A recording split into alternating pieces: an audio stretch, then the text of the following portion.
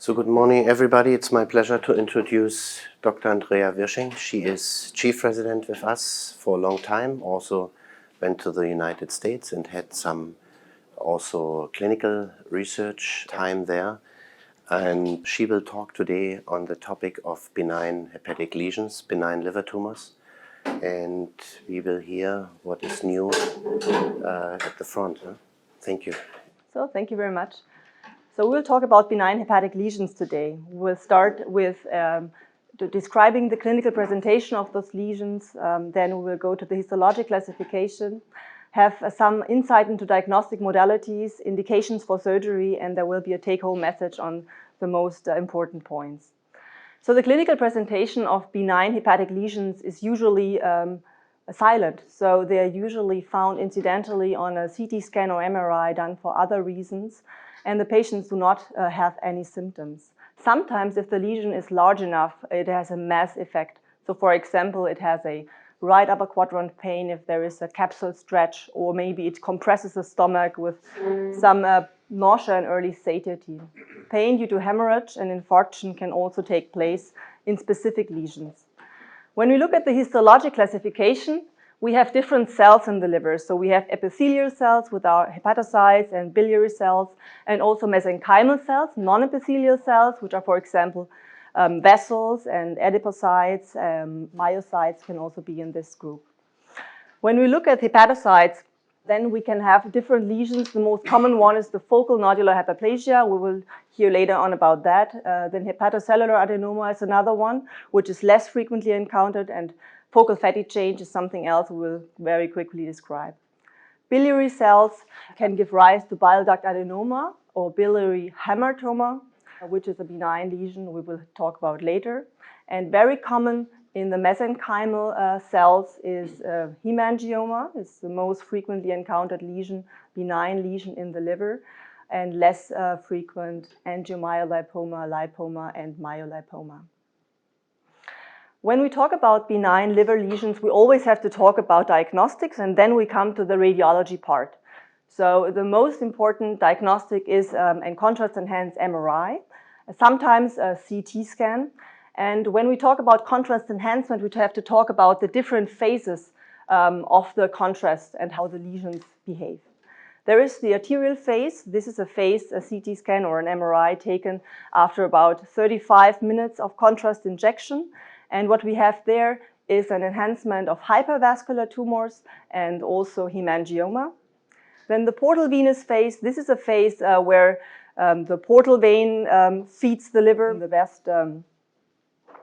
And we can see there enhancing normal liver and hepatocytes, which are optimally seen. Equilibrium phase after about 10 minutes of contrast injection. This is a phase where also the veins, the hepatic outflow is enhanced. And here we can see lesions which have an early contrast washout, and also lesions which pool the contrast, like hemangiomas, or a retention of contrast in scar, which we have, for example, in the focal nodular hyperplasia in the middle, which have the central scar. We will start with the hepatocytes, and there with focal nodular hyperplasia. Focal nodular hyperplasia is a lesion thought to arise from abnormal vessels, which are feeding a part of the liver with enhanced arterial flow, and around this abnormal vasculature, hepatocytes start to proliferate in nodules. And those nodules usually are formed around the central scar, which contains the dystrophic artery, and also in a stellate form, dystrophic arteries are infiltrating this nodule in scar tissue. This is how it looks. It does not have any capsule, and hepatocytes are normal hepatocytes with no dysplasia. Usually it's a lesion encountered in women, so the women to men ratio is 9:1. It's about a prevalence of 1%, so for benign liver tumors it's quite frequently encountered. It is multiple in 20% of cases, and in 25% of cases it coincides with hemangioma, which is maybe also a hint towards the hypothesis that it arises from abnormal vasculature. And it does not show any growth on oral contraception or pregnancy. So this is something which is different compared to other benign liver lesions. and there is no risk going out from FNH. So when the diagnosis is made by radiology, which is a contrast-enhanced MRI, for example, shown below, with a typical arterial phase. It's a hypervascular tumor enhancing in the arterial phase. We can see it here. And then there is the central scar, which is hypo-intense, and then the hyper-intense central scar in the late phase. When we have this typical picture, we can stop following the patient and we can step back from surgery, because surgery in these patients is only indicated if there are clear symptoms, and if not, one can completely leave it alone. The next lesion we will talk about is hepatocellular adenoma. Hepatocellular adenoma is a very different entity. So they have there 4 types of histologic manifestations. So what we will talk about first is how it can look like histologically. There can be a hepatocellular adenoma which is steatotic. And in red, I already added the typical mutation found in this steatotic type. It's the hepatocyte nuclear factor 1 alpha inactivating mutation, which is associated with it.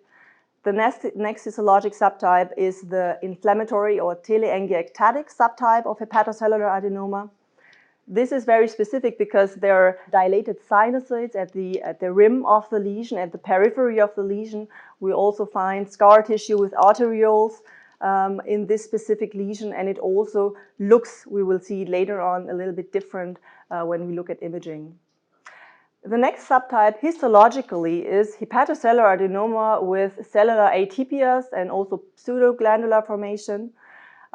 Those are already like histologically hepatocellular adenoma, which looks dysplastic, and it also is associated with a specific mutation in the beta-catenin gene, which we can hear later on more about. And unclassified hepatocellular adenomas are as hepatocellular adenomas which do not show any of these specific features. Again, hepatocellular adenomas are more frequently encountered in women with a women-to-men ratio of, again, 9:1. It is not frequently encountered with a prevalence of 0.05, and it has been diagnosed more frequently after the onset of oral contraception use, which was in the 70s. So there is a clear correlation with oral contraception or androgen use and the formation of hepatocellular adenoma. Obesity and metabolic syndrome also have an impact on the formation of hepatocellular adenoma, as have specific metabolic diseases like the glycogen storage disease. Hepatocellular adenomas are important because they can have complications. So in 25% of cases, those lesions can lead to hemorrhage, and those lesions can also have malignant transformation. This is why we have to differentiate them from other benign lesions in order to plan the treatment. Unfortunately, those lesions can, unlike FNH, not be always diagnosed right away from radiology. So hepatocellular adenoma can very well mimic hepatocellular carcinoma, and only 2 subtypes allow a more clear discrimination to hepatocellular carcinoma. I showed them here. The first subtype is the telangiectatic or inflammatory type of hepatocellular adenoma, which has this dilated sinusoid at the rim of the lesion and also this arterioles, and all this different or vasculature has can be seen in MRI. And what we see here in the picture above, this is the atoll sign. It's a rim around the lesion, which is hyper-enhancing in T2 weighted MRI sequences. T2 MRI sequences hyper-enhance water or fluid. And so this dilated sinusoids can be seen at the periphery of the lesion. And if we have a hepatocellular adenoma with this specific sign, we can say, oh, it can be this subtype, and we can be reassured. The other subtype is the steatotic hepatocellular adenoma subtype with the specific HNF1 alpha mutation. And this steatotic subtype can be diagnosed in specific MRI sequences, which are the in and the post-phase MRI sequences. Those sequences especially catch the steatotic part of the lesion. And what we see here in the darker part is the opposed phase, and the brighter part is the in phase of MRI sequence. And in the opposed phase, there is a signal drop in fatty lesions. So in the opposed phase, we would see this lesion hypo-intense and would know that there is a lesion with an increased content of steatosis. Unfortunately, the majority or the other hepatocellular adenomas cannot really be distinguished from hepatocellular carcinoma because they are hypervascular, they can have a portal venous washout. And so what we see here is a very useful tool, radiology assistant from the Netherlands. They very well describe radiologic features of different tumors. And we can see here that adenoma and hepatocellular carcinoma, they share different features in the imaging, and we cannot really distinguish them. And again, in the lower part, I mentioned that lipid accumulation is a sign for a more benign hepatocellular adenoma subtype. Hepatocellular adenomas more recently have been extensively looked at with sequencing. So different mutations in hepatocellular adenoma have been looked at and then correlated with the outcome. And we see here the publication from 2017, Nolte and colleagues at the group or many groups from France, which looked at about 500 hepatocellular adenomas, what for molecular signature they have and what the outcome was. And they distinguish now 8 different subtypes of hepatocellular adenoma. And they showed, for example, that the mutation in exon 3 of the beta-catenin gene is associated with more complications, with more malignant transformation. And for example, the exon 7 and 8 mutation, the beta-catenin gene, is rather associated with a more benign outcome. And again, they showed that the mutation in the hepatocyte nuclear factor 1 alpha inactivating mutation leads to the steatotic subtype, which has quite a good outcome and is seldomly malign, if not never. Here's a short put together the high risk and low risk groups we got to know here. So we see here that the high risk molecular subtypes and the low risk molecular subtypes, both, if they occur in men, have a high rate of malignant transformation, which leads to the hypothesis or to the recommendation to resect every hepatocellular adenoma in men. So there's a difference between female and men, and in men, every hepatocellular adenoma should be resected. And what we also can see here that in females, this hepatocellular nuclear factor 1 alpha mutated subtype had 0 malignant transformation. So there could also be a discrimination for this specific subtype in order to avoid surgery if not necessary. Again, taken together, the risk for malignancy in hepatocellular adenoma is male gender, then size above 5 centimeters. This is a cutoff which has already been introduced some years before and also has been reinforced by the publication we just have seen. Size above 5 centimeters is usually a cutoff to go for resection unless it is this very specific HNF1 alpha mutated subtype with the benign character. And any beta-catenin mutation has to be looked at closer. However, if the size is below 5 centimeters, the beta-catenin mutation per se should not lead to resection. Androgen use is another risk for malignant transformation. And if there is a malignant transformation, hepatocellular carcinoma arising from hepatocellular adenoma usually do not show any alpha fetoprotein increase in the serum. So one should not be on the safe side or feel on the safe side if there is no increase. Hepatic adenomatosis, this is a disease we're talking about if patients show 10 or more hepatocellular adenomas. They can be of different sizes, and they are not associated with an increased risk. And predominantly, it is the benign molecular subtype.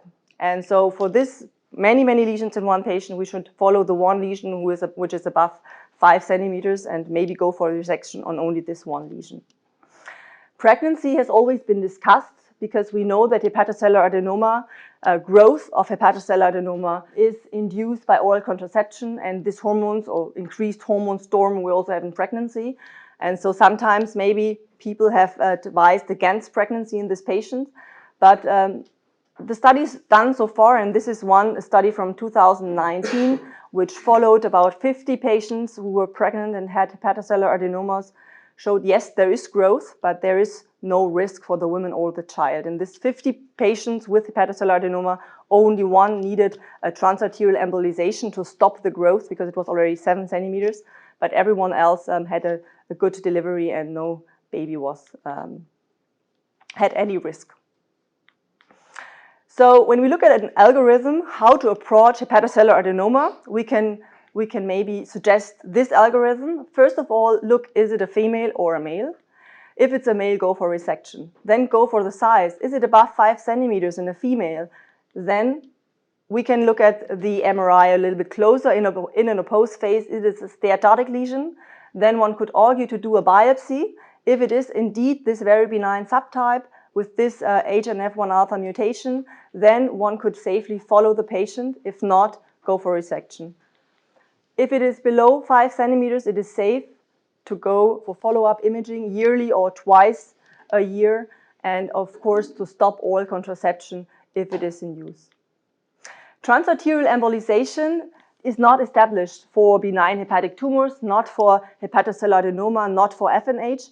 However, there are some little retrospective series which have shown, for example, for FNH, there is an extensive size reduction with transarterial embolization, and a majority of patients improve in symptoms.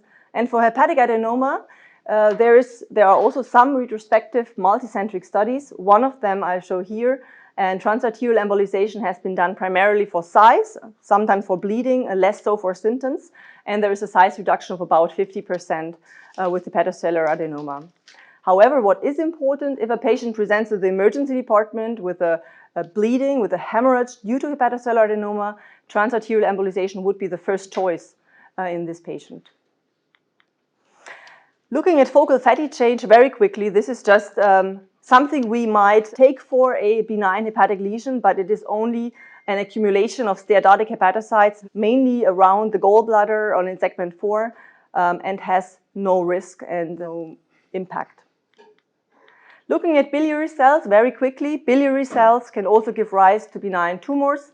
We can have the von Mayenburg complex. Those are little biliary hematomas. They do not have any connection to the bile ducts, and they have this very impressive picture in the MRCP, which we can see here. This like sky-like looking appearance of the liver with little small nodules below 5 millimeters, which do not communicate with bile ducts.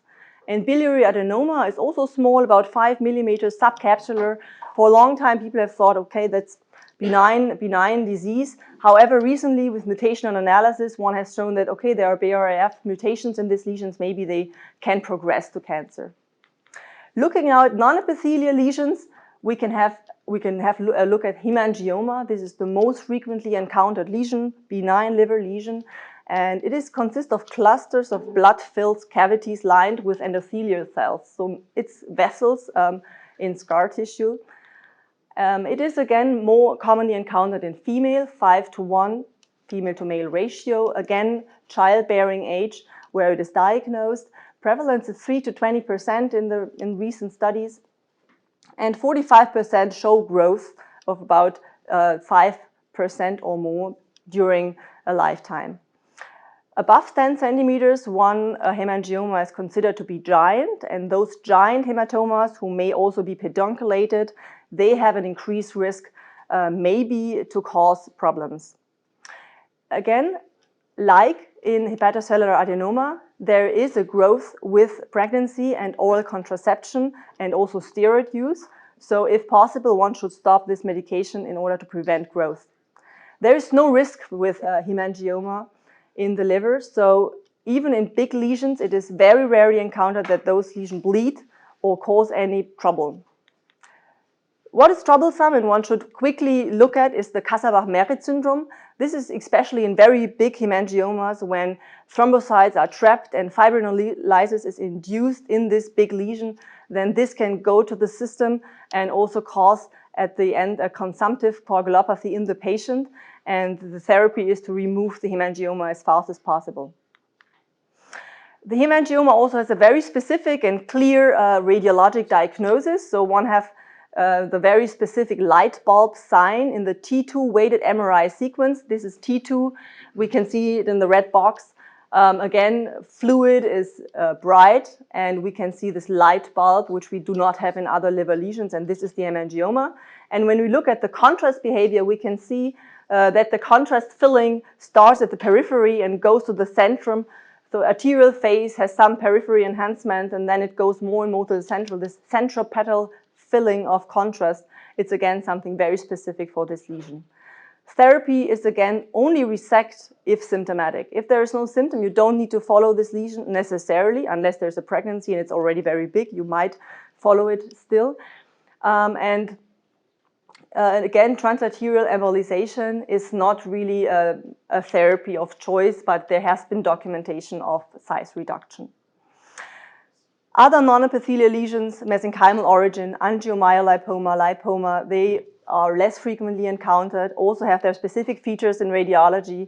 And angiomyolipoma, if it is there above 5 centimeters, should be biopsied because malignant transformation is possible. And in lipoma, one could leave it alone because there is no risk. So as a take-home message, very quickly, contrast-enhanced MRI is the modality of choice to discriminate those lesions.